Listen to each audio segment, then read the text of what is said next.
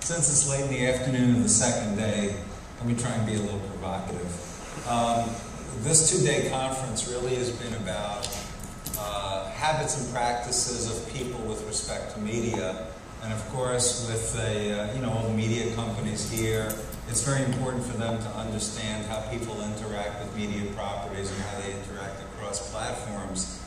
And I just want to present that that might be not the way an advertiser thinks about it, or should think about it, and that might not be the most important way of thinking about media strategy from an advertiser point of view.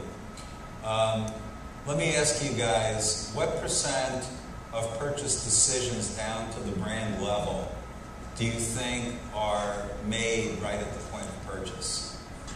Just call out a number. What do you think? What? 1/3. Other guesses? 2/3. What? There's a 2/3 over here. 2/3. Okay. Actually, there are no estimates from research as low as 1/3. They tend to range between 50 and 70%. And that's to a brand level. We're not even talking flavors and sizes, which would probably push it close to 90%. So what's interesting about this is that if half the purchases are up for grabs at point of purchase, you have to start questioning, why is that? Why don't people have preferences at the time they walk into the store and just buy what it is that they prefer? And if we study media consumption, are we studying the right thing with respect to influencing the half of the purchases that are still up for grabs right at point of purchase? So that leads us to question, should we be thinking about consumers or should we be thinking about shoppers? Not only are 50% of the purchase decisions made, but 100% of purchases are made at point of purchase. And if you look at media consumption, you'll never put much money into shopper marketing because the store, and that could be the digital store as well as the physical store, the store is an action environment. It's not a media entertainment and information environment. So we need to kind of have a different set of ground rules for understanding the relative importance.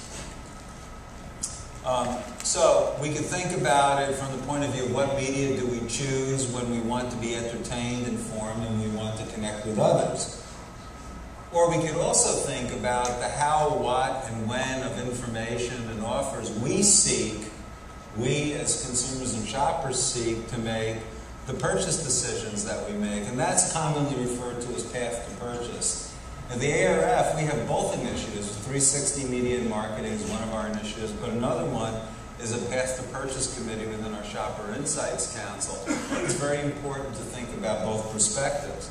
But going back to the point that I raised before, why don't people always buy the same brands? Why don't they come into the store with preference and just act on their preferences? That's kind of what the traditional model, the traditional purchase funnel is about.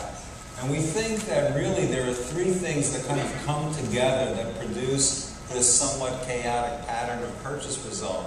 One is brand meaning, and of course that's what we seek to create through advertising. We seek to give our brand meaning.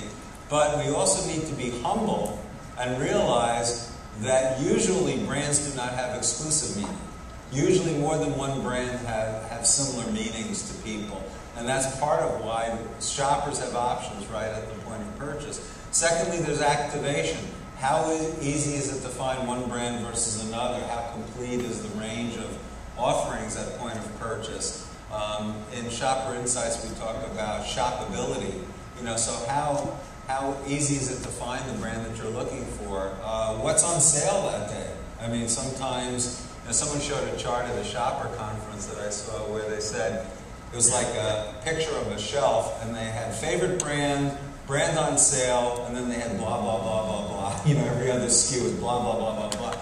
So the point is that people are actively considering options more than half the time as they go shopping. Now that varies category by category, but in general, there's a lot more active decision making than you'd imagine at the point of purchase. And whether or not they're engaged in active decision-making is an individual decision on the part of the shopper based on the heuristics they use, the strategy they have for that particular product category. And that varies from shopper to shopper and from category to category. No shopper has the same shopping style across all categories. At least I never found that from the R&D that I did. And no category is characterized by only one shopping style. So you need to kind of understand not just how meaning gets created, but also what are the shopping styles and the heuristics by which people make these decisions.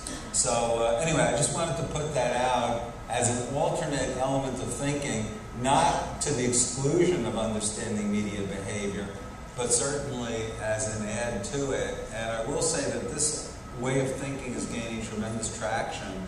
Procter now, their mantra is store back. And their CMO has said, if it doesn't work at the store, it's a miss. Well, if you think about it, if you think about what a product looks like on a shelf next to the other products, the adjacencies and so on, think about the way you do concept testing.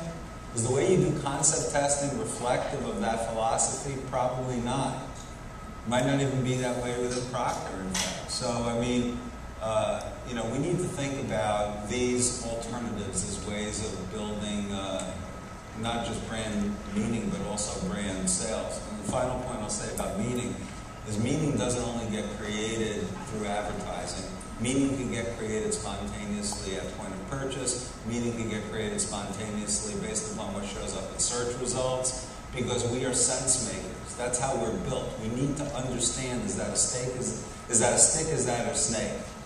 So, we need to understand what we're looking at, friend, foe, and we immediately associate through categorization effects various attributes onto something based upon what sense we're making of that thing. So, so thinking about this from a shopping perspective might lead your media strategy to a somewhat different place. I think it's